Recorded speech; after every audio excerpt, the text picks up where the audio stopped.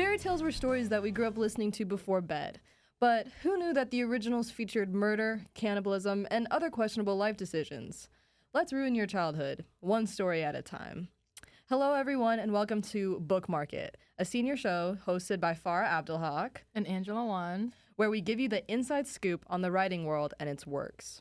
In the first episode of our new show, we've included a collection of interesting segments from our works of the week, an author spotlight on the Grimm's brother, and a closing segment on creative writing tips. Starting off with our work of the week, we've each chosen 2 works that we wanted to share with you. For my work of the week, I chose Kokoro by Natsume Soseki. Kokoro means the heart of things, and I think that represents the book a lot because it's about how different people from different time periods, like different generations and different upbringings and beliefs, how they deal with their loneliness in different ways. So it explores like the relationships between friends of different generations and like the interpersonal relationships between 2 lovers, or maybe like a love triangle that went wrong. It's not really plot heavy. It's more like exploring each person's background and how that makes sense with who they are and whether they regret what they did or not. And it doesn't necessarily have like a happy yay ending.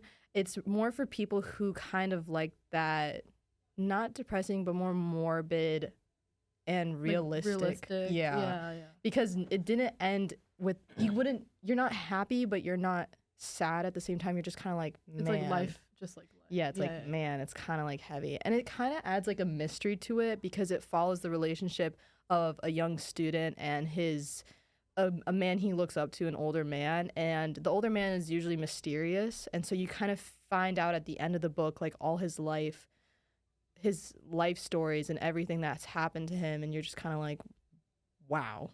It's just kind of a lot. And it just makes you reflect on how you deal with the same issues or whether or not you agree with the characters, because I like it because it's so realistic.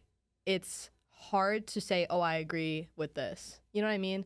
Oh, this person's relatable. Like there's no like right or wrong. Right. It's like each character, it's like I understand why, but at the same time that's kind of crazy. You know what I mean? It's like you can't hate on them like a villain and like an antagonist, but you can't agree with them or like stand by them like a protagonist. And I really enjoy that a lot because I feel like that reflects life really well. It's just like things happening.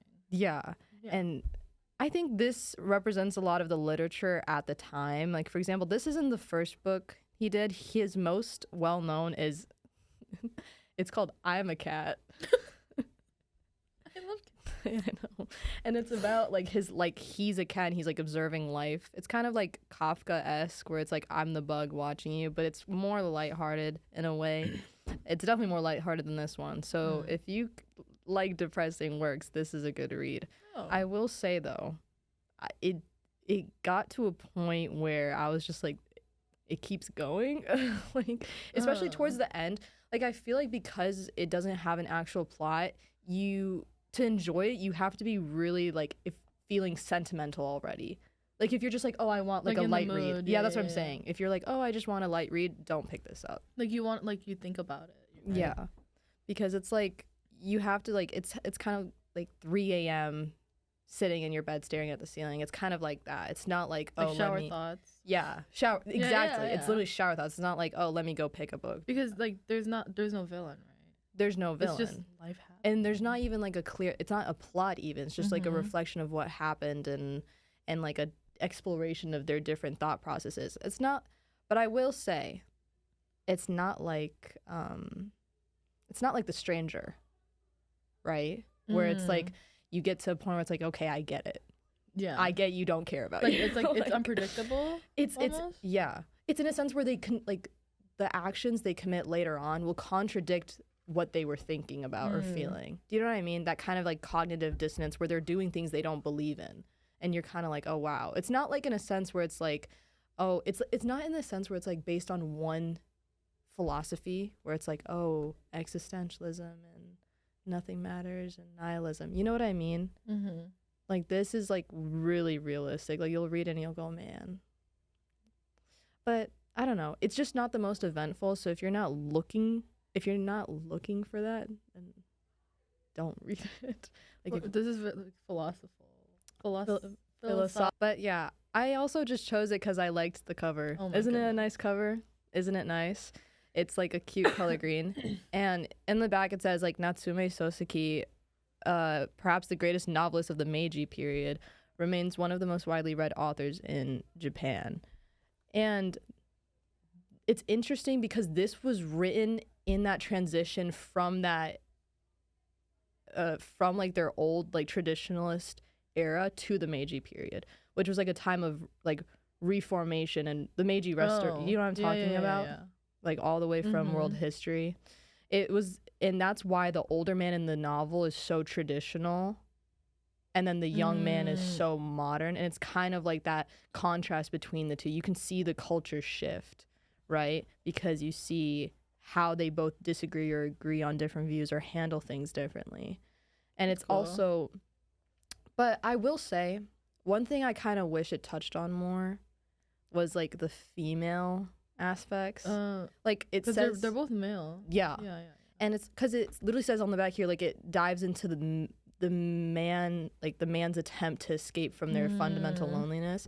That's great and all, but there was one female character in the book that I wish they just looked at more, because she just went through a lot, and they kind of like add it as in like a side thing, like, oh, it's like Like it just happened. and she's part of like the main plot twist of the book. But they didn't dive into that. They didn't dive into her side. It was just how she was part of the guy's story. And I kind of, even though it makes sense that they didn't, because It's like a book about. Yeah, but at the same time, I kind of wish there was a different side to it. But I think it was a good read. It was just heavy. That's good. Yeah. I don't think I could ever do that. Really? No. I think if you're in the right mood. Maybe. But I'm not a very like philosophical, like, you know. I think, yeah. But I like that this book, I feel like a lot of these books, including like 1,000 Cranes by Kawabata, they're kind of philosophical in the sense it's not like they're spilling out all this like nonsense to you. It's kind of in the sense where it's like they just describe a human experience, and then you're the one who's left to Think about it. Yeah. Because it's like, how does that relate to me, and how does it not relate to me? You know, how would I do it? And you wouldn't know, because the experience is so niche and so, like, again, you don't know, there's no right and wrong, that it's like you genuinely don't know what you would do. It's like literally shower thoughts. Literally Like shower shower thoughts. And you're just standing there and staring, and you're like, man. But, I mean, I think it was, even though it was heavy, I think it was a good read. Just took a long time. Out of 5? Out of 5, I would say honestly, wait, are we allowed to do decimals? Or is it Why just like not? solid? Why not? Okay. No, you know what? Let's do solid. Solid? We can do 0.5s. 5.5. I think I want to say 3.5.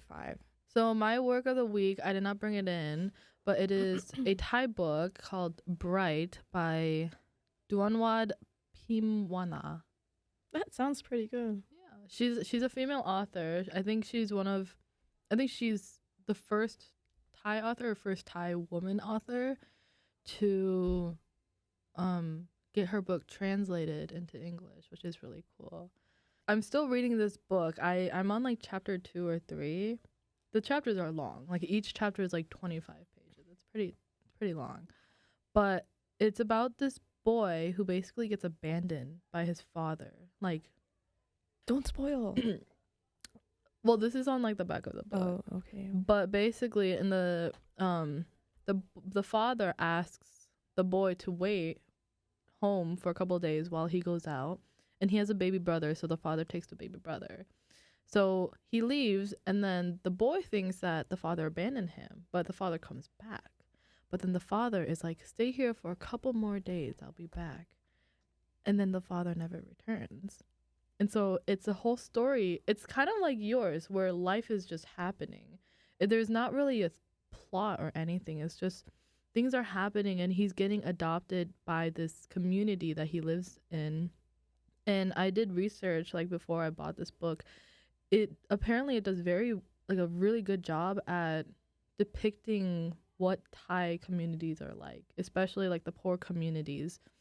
And I don't think this is in Bangkok. I don't think it's there, but it's in a very poor community and Like rural? yeah, Okay. yeah, and like they have they have stores where like in America you pay for it, you get the thing, and you go Yeah. you take it with you. There, what they do, their system is like you can go to the store front and say, "Hey, can I get this? I'll pay you back later. Just put it on my check." And then you take the item, and then you have to pay back. And that's one of the bigger issues about money in that community because everyone's so poor.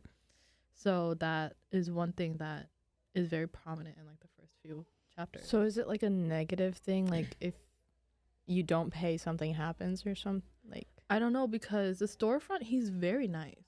He's really, Right. really nice. Like this one guy, he comes into his store drunk and is like, "Can I get more alcohol?" And he's like, "No."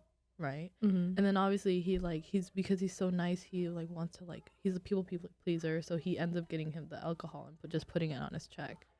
Same with like the little boys, the main character, they come into the store and it's like, "Hey, my mom asked me to buy this for you." And the storefront is like, "Oh, but she already has money on her check. I can't put any more on there. Like I can't give you this food," but he ends up giving him the food anyway. So it's just a life happening. Wait, so he has a mom, or is it like a It mom was his adopted it was the boy's friend's mom. Okay. But yeah, in the community they take turns sort of caring for this boy throughout the entire book. And it's just Do you like I like it. you It's don't just- have? It's just I think if the chapters were split up into shorter bits, but that's just a preference. Cuz No, I understand that, because especially if you're more like more not goal oriented, but you kind of like I'm gonna finish this chapter. yeah, You know yeah. what I mean, it's like, okay, Yeah, I 17 can't out like of 25. I can't almost like there. stop because then I don't, You feel more productive when you have shorter chapters, I feel like, because it's like, wow, I'm speeding through exactly. this. And then you want to like get it. That's the you thing wanna with read. Kokoro too. The chapters like vary. Like you'll have like a 3-page chapter, and then the next chapter is like 40 pages, and you're like, what? It's weird. Okay, I don't like that. It kind of tricks you. I know. I like the short and concise stuff. Yeah, like each chapter is like 10 pages. I think you 10 know? pages is I good. think that's like You can there. have like 50 chapters for all I care. yeah. If they're short, I'll Yeah. read it. That's what I'm saying. Like that's all I care about. It's like an episode almost. yeah. Yeah. But I think that's a good similarity because in both books, life is just happening. There's no bad person. There's no plot. It's just And things like happening. maybe later the dad something you'll figure out why maybe he did Yeah. it. And it's like then you mean- can't feel the same like, oh, he did that. It's like, Exactly. I mean, man. not some people. I think either the dad like died or like ran away. Didn't he take the brother? Yeah, but we don't know where they went. That's the thing, and that's like the whole thing because this boy is so sad that his father left and abandoned him when the father said that he would come back. And it's also the thing, it's like, why'd you take my brother and not me? exactly It's kind of like It's that. weird. What did I not deserve Yeah. to go with you? because the mother had died. oh, So I it was see. just the father, the boy, and the baby brother. And you'd think if the father was leaving to better his own life, he wouldn't take the Mhm. brother. He would just leave both of them. But I guess like after the first time the father came back, the boy was like, "Oh, he'll come back," but he never did, which was weird. that is scary. I know. Like I mean, you gotta just finish it and let us know. But what's your rating as of now? As of now, it's a pretty good book. I'd say like 4, which 3.5 is surprising and for 4. me. Like, Really? yeah, I don't know. I think it's also because it's also like it's a Thai book. You know, it's so cultured in a way that I'm not familiar with. So you're learning things as you go. You know. That's how I felt about How to Say Babylon by Safia Sinclair. We read it in class, and I didn't even know that Jamaican culture had like all these, like not the like culture in the sense of like arts and stuff, but it's like the Rastafarian movement. It's Mhm. like this movement. It was like this whole like religious-esque movement where they thought like the Ethiopian king was like the prophet or something, like their Messiah, like the second coming of God. Oh. It was like something like that, and it was just this whole Rastafarian movement that like promoted like Black excellence, and because in Jamaica at that time, post-colonialism was strong. Like basically Western powers were using all of their resources and all of their beauty and then just leaving nothing for the Jamaican people. And so the Rastafarian movement came out as like as a way to fight against that. And you see how it both negatively and positively affected Safia's life, right? And how like her father used it as a means of justifying all these different things. But the whole point is like I didn't even realize that there was such this strong like history, and I knew nothing about it. It was so interesting to read about it because, and I think from a more like cultural standpoint for both of our books, because both of our books weren't originally written in English. I think that translation is really important. I think so too. Because if you get a poorly translated book, it takes so like how you translate it is the meaning. No, it's like when I'm watching like K-dramas and I like from hearing it, I know what they're saying, but then their translation's like wrong, right? It's like a completely different meaning, and also different cultures have different idioms, you know, like they have slang or like different meanings. Yeah, like what they say is not exactly what they mean. So I think because when I read this other book, Almond, by a Korean author, I had the translated book and I had the Korean book, and I compared it, and they actually did a good job translating that one. Actually, I agree. Some are really good. I'm like, wow. But then some others you'll read and you're like, what? Exactly, because it doesn't like, capture the same like authenticity. Yeah, like I swear the author did not mean. Yeah, it's like not. This is just kind of like you're just trying to make it sound fancy, but that's not. It's like not working. It doesn't make sense. It's just a bunch of it's like word salad. Mm-hmm. And I think translate, and it's different too because in English, I forgot like what kind of like linguistics theory or whatever this was, but it's kind of like for example in Mandarin, there's so many like characters and words, like the language is so developed, like some meanings in there, like some ideas we can't even translate. Do you know what I mean? No, I have that in Korean too. Same like, in Arabic. Like some words, it's just like some meanings or like some words, like phrases. It's like I genuinely don't think there's an English translation. There's just no expression in English to match what you want to say in another language. Yeah, it's like so restrictive. It's like it's just so. It's like it makes you wonder. It's like, what if I knew the language and I read the original? It's like, how different would that experience be? And it's also just like, I'm so smart in this language. How am I not able to translate this in English? Yeah, it's like you get stumped. It's like you think, oh yeah, I know, and then you're like, that was my problem growing up. Like my mom would be like, how do you say this word? And I'm like, that's a good question. That's a good question. I don't know. like I like, and for some reason, like when it's like from English to Arabic, I'm like, okay, I know. Right. But then it's like she'll say some like phrase we've been using our whole lives, and I'm like, like how do I explain that to my friends? Like how do I explain it without sounding super weak, like complicated? Because I swear it's not that complicated. It's just kind of like it's just you just say it. You know what I mean? It's like an expression that like English doesn't have. That's what that's why it's like, I don't know. It's just I urge people to learn more languages the best they can, because it's like you'll never get like the true meaning the author intended. But translations sometimes, especially if it's from a native speaker, it does it justice. You know what I mean? Because they're better able to understand the meaning. So even if they can't directly translate the words, they can translate the meaning it was trying to convey. That like reminds me, like also, I think the amount of popularity it gets also affects it. Because if I'm like, one example, going back to like dramas, like Squid Game, the translation, every other line is wrong for the translation. Like completely wrong when I'm watching Squid Game, because it's such a popular show, right? That I feel like they might not try and get the translation right. They might just want to get the point across, but not the meaning. Yeah, or make it more impactful for an English speaking audience. Like maybe in Korean it's like, man, he hit with that one, but it's in English you're like, what? Like, what? And I feel like it's harder to, at least with dramas and stuff that's online, you can get the original, right? It's just subtitles or like dub. But for books, it's like an emotion. It's hard to find even the original, right? Yeah. Because obviously, you can't find it at your local Barnes and Nobles. Exactly. You know, but I don't know. I think that, you know, there's a lot of, especially when we're talking about world literature, most of the books we know or we've read in that class, it's all translations. You know what I mean? Only a couple were written in English originally.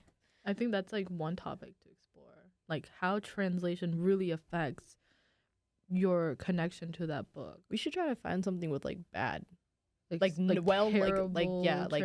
like known for its bad translation. Do you know what I mean? And compare it with maybe like a better translated version.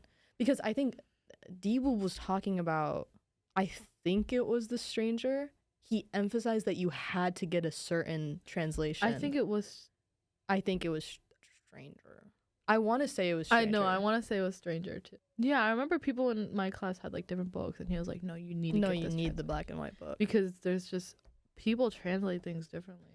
And he was like, "You won't get the same idea if you don't read this one." And I was like, "I didn't realize that it made such a different impact. We should look for that version." Yeah. Because we both read the book, so we know what it's like, what it originally like. The better translation is. We can compare it to the, or we can even compare like different like an Asian language translation and like a European translation. You know, see how like that varies as well. Like from like from like Mandarin to like English, and see how that differs. Or like from English like French to English. Oh, you know, because it's like European language and Asian language. Because it kind of comes from the same. I see what you're saying, but if it's like completely different origins, like how will they manage that?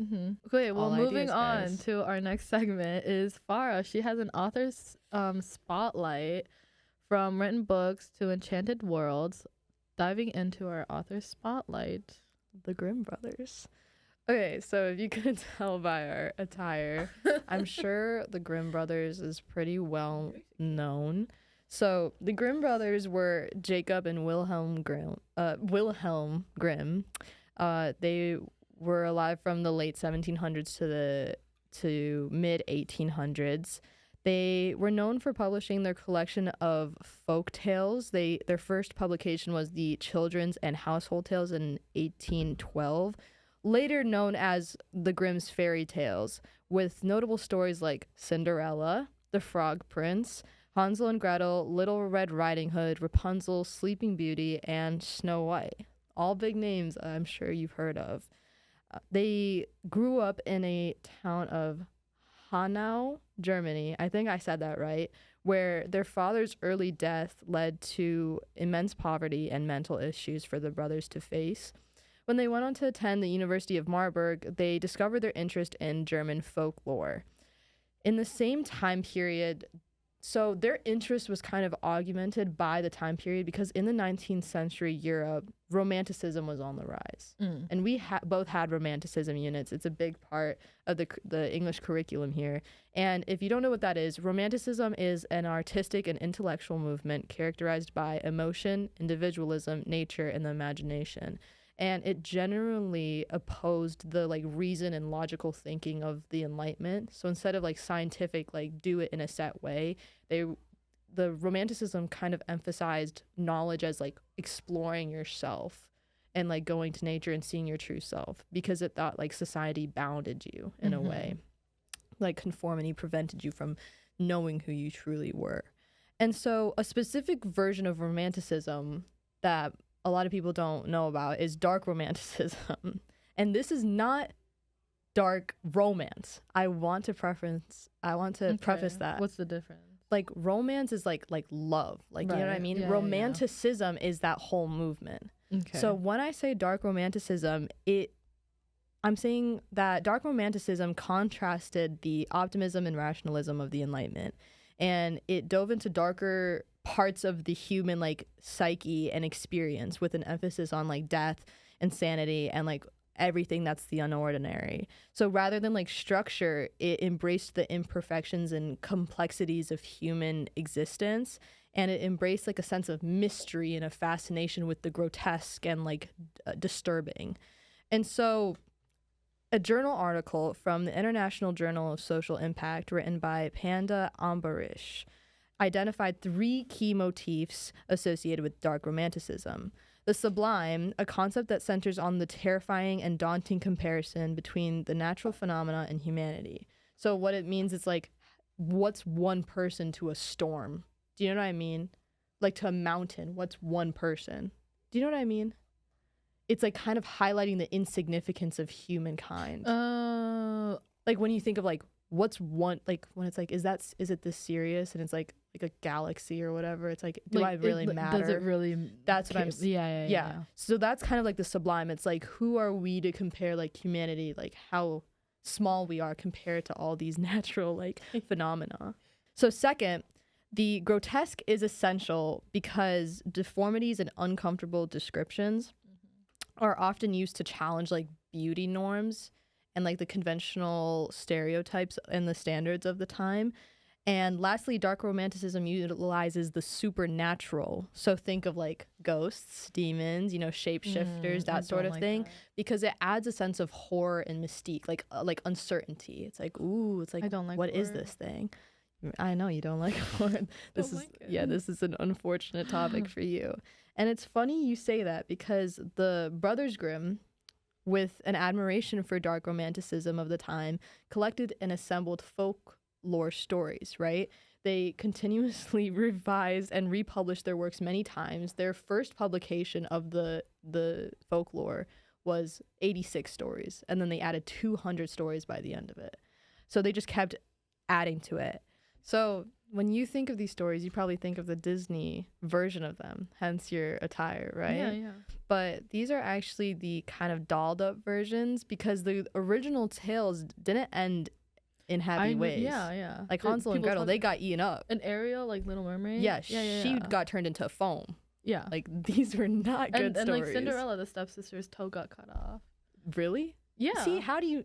Because so in like the original like Cinderella story, like she ends up with the prince, right? Mm-hmm. But like before that, when the stepsisters try on the glass slipper, it doesn't fit, so the stepmother cuts off their toes, or it was either their toes or their heels. I think it was the toes, so that it fit in the shoe, and it was all bloody. And then the grotesque. and then after Cinderella leaves, birds come and peck out the stepsisters' eyes.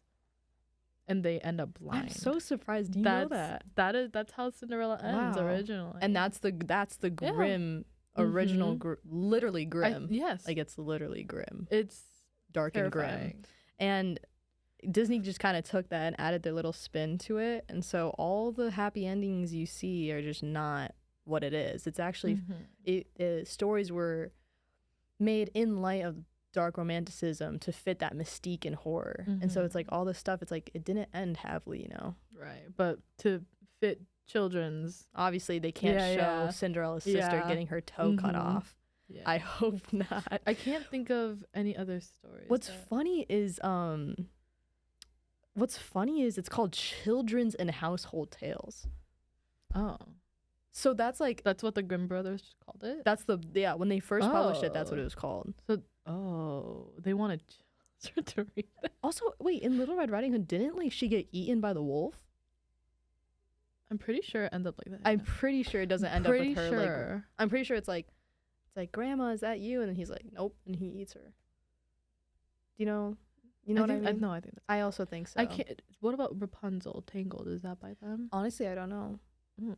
Well, it is by them, but I don't know if they had the same ending. They probably didn't. It was definitely not the same ending as Disney, but did it end with her getting like, I don't know, sawed to death and like her hair chopped off? Like who? I don't know. I can't tell you. It says the prince is blinded after falling from the tower. Oh, okay. So how it ends is that Mother Gothel, she puts like, I think she puts thorns around the tower so the prince gets blind, and I think Rapunzel also gets blinded. It says that her tears cured his blindness. I just know that he gets blind.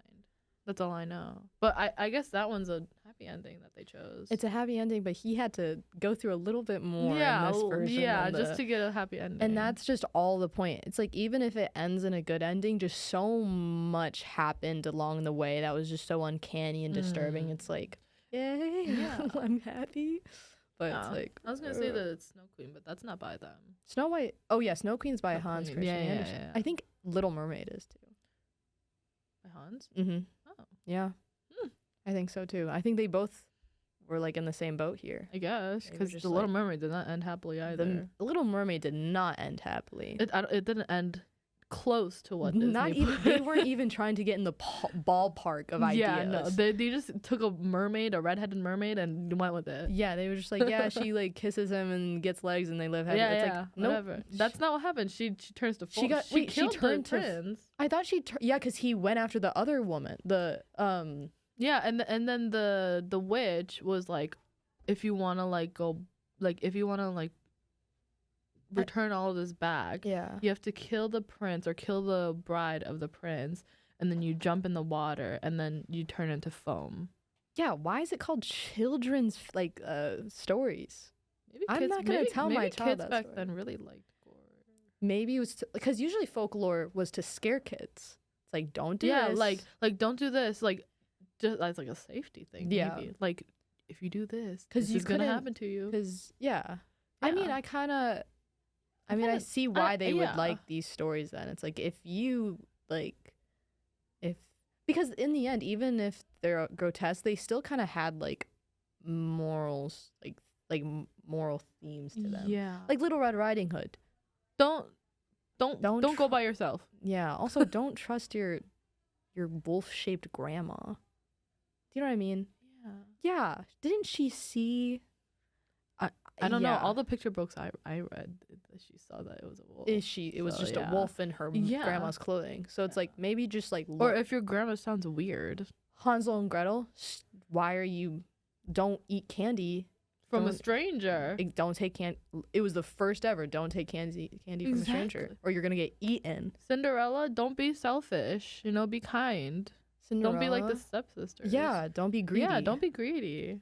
And in a way, it's kind of like that whole thing that's like against the beauty. Like, why are you like cutting your foot off just to fit a slipper? Exactly. You know what I mean? Yeah. So it was like everything was kind of like against that, which is interesting. It's something. I guess in a way, it's like comforting, but it's like, have you watched like Brave, like with Merida?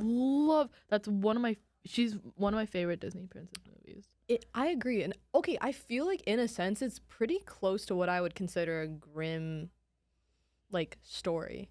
Well, yeah, because there's a whole freaking bear. And it was kind of scary. It was the whole do you remember that scene where she like goes in the cave with her mom bear, and then that giant villain bear comes out and like terrorizes her? Remember that scene? Yes. That scene scared me for years until I watched it again as like when I was like 14, and I was like, oh, this is. Or when the dad was like rallying like all the people to go kill the mom, like when she was in the bear form. That is probably the closest like one that we'll get, because that is, even like, though it wasn't written by well, it was also written by Pixar. It's under Pixar, so I mean, I guess maybe it's different, like dark romanticism, because I mean, it is a bear. It was like a bear. And there's also no love story either. That's what's different about Merida. It was actually against that. It was like, I don't want to do that. Exactly. She was against having a arranged marriage by her parents. And I think that's what stood Merida out for me. And I really loved her. I liked it because of the archery thing. Well, yeah, because you did archery. Because I like archery. But also, do you remember the scene where she met she went inside a shop and it was like a bear carving? Yeah. Supernatural. Oh, the Supernatural. I feel like you can see a lot of dark romanticism in a lot of. I think the older. I feel like the Hunchback of Notre Dame. We're going way off of fairy tales. I never watched that. Really? No. I watched it, but I don't remember much. I just remember like how dark it felt. I was like, wow, like this is kind of heavy. I feel like the theme of it was very dark. Because the religious guy, the villain. He had that whole like song about how guilty he feels about liking Esmeralda, and how he wished God would like stop him And like, in the scene, it was crazy. You should watch it because like it was like red people in red cloaks surrounding him as he's like singing about his conflict, and he's like, it's not my fault that it's like this and this, and they're singing in Latin like it's your fault. I don't know why that reminds me of Snow White. I wonder what the Grimm version of Snow White is. We're just thinking of the worst possible ending. No, you know what ending really scared me? What? Sleeping Beauty. Why? Because in the original story, I don't know if it was the Grimm brothers or Hans Christian Andersen, but in the original story of Aurora, the Sleeping Beauty, this little Sleeping Beauty, she like when she's in the deep sleep, the prince rapes her, and she has kids while she's still in her coma. Are you? You're making this No, up. I'm not. And then she wakes up and she has all these kids and she's like, what just happened? You know? I think you just made that up. No, that's how it goes. That's one of the like worst endings that I heard. I'm literally like, oh, you're right. Mm-hmm. So Snow White, it was like the same thing, but the Snow White's evil queen was literally her own mother, and the queen ordered the huntsman to bring out her lungs and liver. Was it successful? Didn't the Disney version the Disney version, the Snow Queen just wanted to kill Snow White because she was beautifuler than her, and ordered people to kill Snow White. Here, in the original Grimm version, Snow White is not revived by the prince breaking the spell. The prince's servant accidentally bumps into the coffin and the poisoned apple piece flies out, reviving her. That's a great story. Kind of comedic. Maybe don't eat. If it was a folklore, it's like, don't trust your mom. Right? I think we're just saying don't trust anyone. Maybe don't trust your mom that's trying to take your lungs and liver. Yeah. Or maybe or someone or a mom that's like too envy of you that they want to kill you. Maybe an envious mother's not a good one. They're gonna get you. Or yeah. And it shows you that the prince isn't gonna save you. The prince's servant is gonna accidentally save you. So our final segment, we're closing off with a good one, guys. We have Angela's creative writing tips. I'm looking at you, juniors. You gotta get your supplements ready for next year. So this is for whether it's your personal essay or your supplement. Thinking of what to write is so hard. Because once you have an idea, you can just kind of go with it, right? Mm-hmm. But coming up with the idea, because for colleges, people are always telling you, oh my God, you need to think of like something really, really creative, something really unique that stands out, which is true. But, I don't think people realize that you can grab it from the smallest moments of like your life. So like for one of my supplements for college, it was like in what way did you like grow up but like still live in the past? Oh, yeah. Yeah, that was one of the questions. Wait. And it was for U Chicago. It says like, how are we getting younger as we grow older? Yeah, it was that question. And thinking about that, when I look back, the whole reason, like, so I wrote about Jo Malone, the the fragrance brand that I'm wearing right now. One of the scents, Blackberry and Bay, is one of my favorite scents. And I remember I wrote my U Chicago supplement 2 whole pages. I think it was more than 2 pages, actually. I wrote about that because I was going to go hang out with a friend and I was putting the cologne on. And I was like, wait a minute. There's a reason why I bought this Blackberry and Bay, and it was because it smelled like my grandma while growing up. And so I turned that into a story. Another example that you could turn a small moment into a story is like, I don't even know. Like one time I saw, like, I go to church and I saw the priest smoking in the back of the church. You could write a story about that. It's just like the smallest moments that you think wouldn't be a story. You kind of just have to. You have to like think of the smallest moments and expand on that to make it into a story. Like, you don't need to say like, oh, how this one single moment affected like changed your whole life. Maybe just talk about what it reminded you of, or what you were thinking at the time, and how that reflects something. Or you could even turn it into a big metaphor. Right. Like I did that with mine because I have a back injury, but I also do boxing, like martial arts, and so I turned my spine, which is my back injury, and I turned that into a metaphor into how martial arts sort of captures into my life.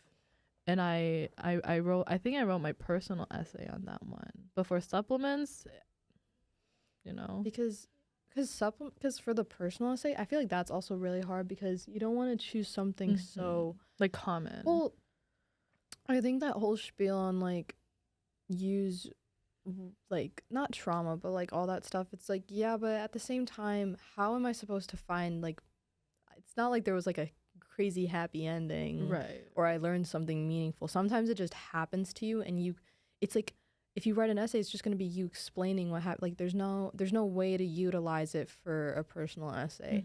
I think that's why it's important. And like some people don't have like a passed down family heirloom, right, that they can use. It's like sometimes you just have to take something small and like Angela said, expand it and make it like, sometimes you don't have to look for something that's meaningful to you. Sometimes you just have to take something and make it meaningful to you.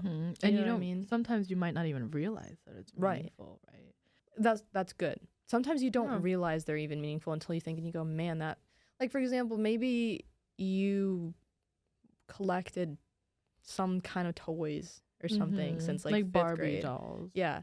And maybe you're like thinking about it, it's like, man, it's like this has been a constant that's been throughout my life. Even if I stopped, they're still standing like in my room or something, and it represents my curiosity or something. You just have to take something small. I think I wrote the same supplement. I think I wrote mine on my room, I think, and how my hobbies changed based on what was in my, like, it was kind of stupid. It was like how I tried to decorate my room to fit what I thought was aesthetic or cool, but in reality I had to just fill it with things that actually mattered.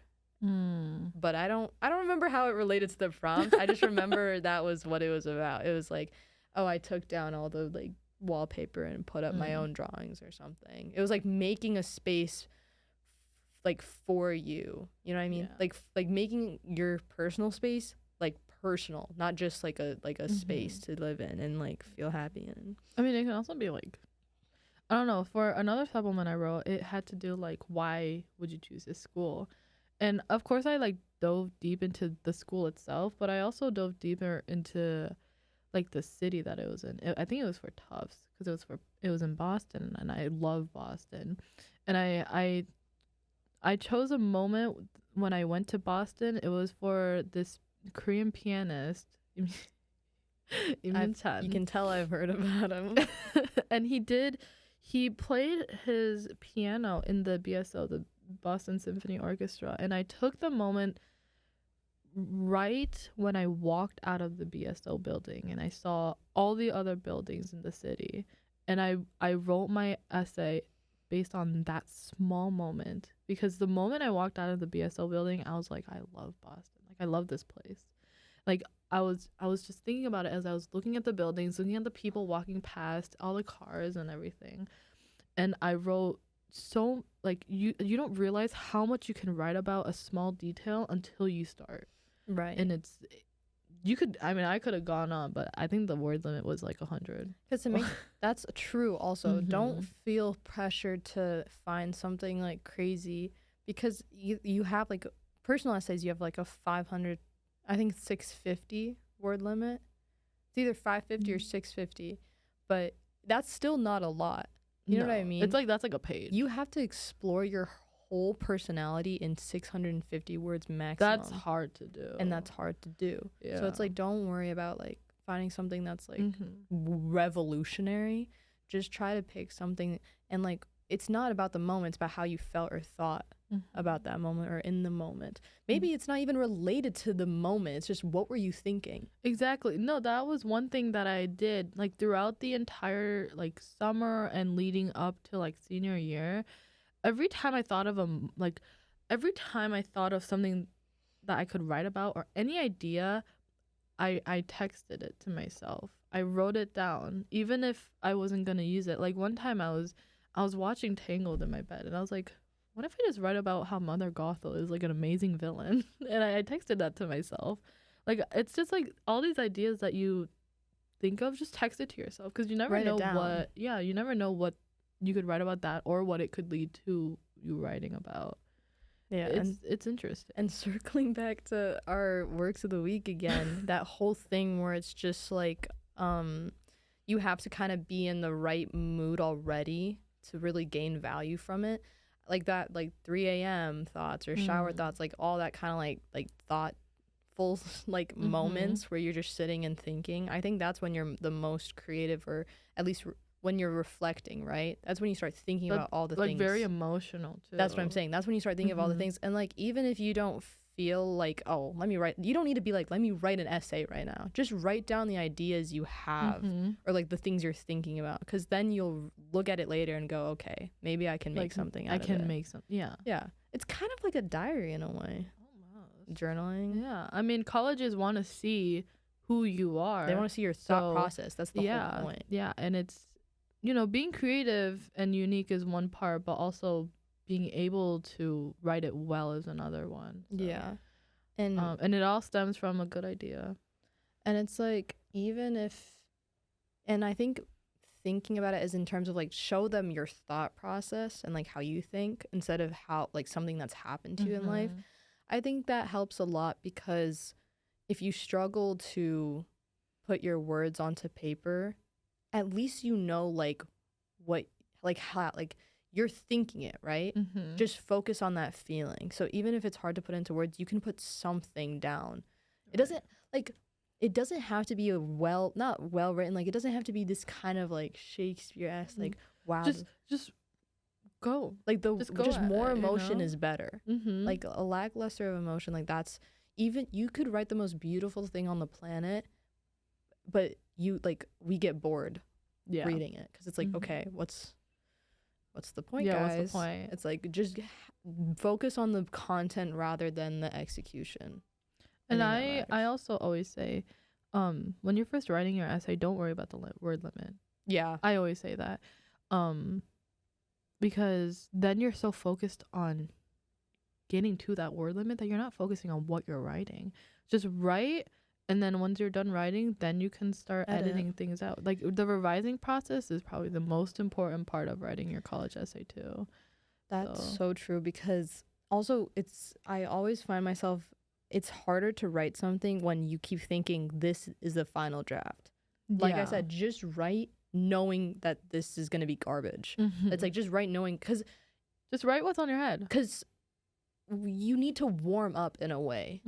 The first sentence isn't gonna be magical. You know what I mean? Yeah, and it's not gonna take like one day. It's gonna take months to perfect this essay. Take like space, because okay, when you're in like the zone and you're writing, obviously when you reread it, you're like, yep, this makes sense to me, because you overlook all the other things, because you wrote it. You know what you think it should have been. You know what I mean? So you just kind of apply what your expectations are to what you're reading. Yeah. That's why you need to give yourself time, or give it to someone else. Give it some time to sit, and then you go back and you, like, once you've forgotten everything, you go back and you're like, what?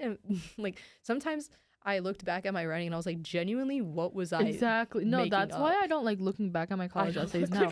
I haven't opened that Google Drive in a while, because then I'm just going to be like, how did I get in? Yeah, that's my motto for everything. Once it's submitted, it will never be opened again, because it's like, sometimes you're gonna find so many mistakes with it, and you're gonna be like, what was I thinking? Especially if you don't get the desired outcome from the submission, you're gonna feel way worse when you look back. I remember for my UMich essay, I wrote about, this is another thing, like thing that you could get an idea from. For my UMich supplement of when it asks why Yumish, I Yeah. wrote about Mr. Williams. Mm-hmm. I wrote about how one moment, not one moment, but multiple times in class, he would ask a question, we would answer, and he would say why. That's what I wrote my Yumish supplement on. Why is it so important to know things? Like he would say like, oh, what's the formula for this? We would say it. He'd be like, why? And we would sit in class in silence until someone said something. The why, that was a question. I think that was literally the title of my Why is stuff. it important to know why? Yeah. And I wrote my why Yumish supplement on that too, because then I connected that to one moment in physics. You know how in physics we had like a formula sheet, right? And then I asked someone, what formula do we use? And he pointed out, oh, we use this formula. And I asked why. And then that's when I realized that what Mr. Williams was asking was like important. Why am I using this? Why is this important? And a mistake I found. What? This actually has nothing to do with this. I mentioned the 30, 60, 90 triangle. I wrote 30, 60, 60. And I only realized it after I submitted it. But the thing is, if you don't catch it and teachers don't catch it, that they won't either. Because I had Doc and Mr. Sadler read it. They did not catch the 30, 60, 60. Because I guess they just think, they assume it's like 30. Exactly. Okay, I know what you're talking about. Yeah. That's like, she wrote a speech for, she wrote a speech or something. She wrote a speech for our arts conservatory dinner.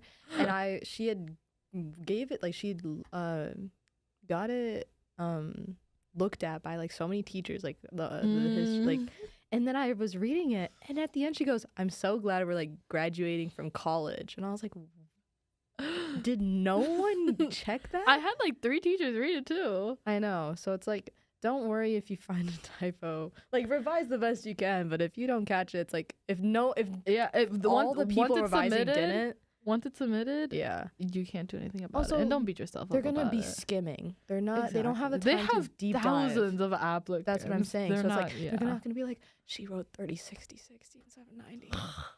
Denied. Thank God I'm not going into mathematics. Rejected. And with that, our first episode is over. Yay! We hope you enjoyed listening, and we hope you'll stick with us as we navigate this project, because we don't really know what we're doing yet. So hit that subscribe button to keep up with our latest episodes, and send this episode to someone who's a junior in high school who's about to be a senior soon and needs to start thinking about their supplements. We're going to do more segments on writing tips for college essays. So. It's going to become a really important topic soon as we start editing some too. So we'll have a lot of advice to give as we read. So bookmark it, and we'll pick up where we left off next episode. Farah and Angela. Ouch.